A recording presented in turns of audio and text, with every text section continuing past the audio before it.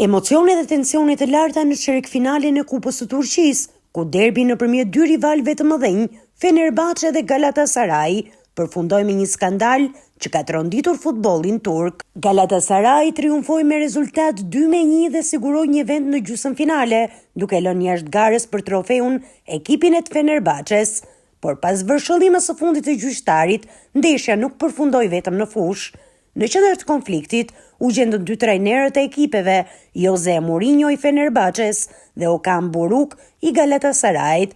Situata shpërtheu kur Mourinho në një moment të papritur e troqi për hunde trajnerin Buruk dhe më pas e rrezoi atë në tokë.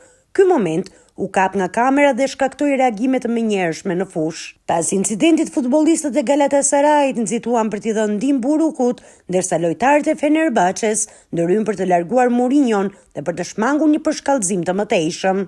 Gjyqtari i ndeshjes ndeshkoi me 3 karton të kuq pas përplasjes, ndërsa pritet që Mourinho të marrë një dënim të rëndë për sjelljen e tij të papranueshme. Ngjarja ka shkaktuar reagime të forta në opinionin sportiv në Turqi dhe më gjerë, duke hedhur hije mbi një ndeshje që duhet të ishte një festë e futbollit.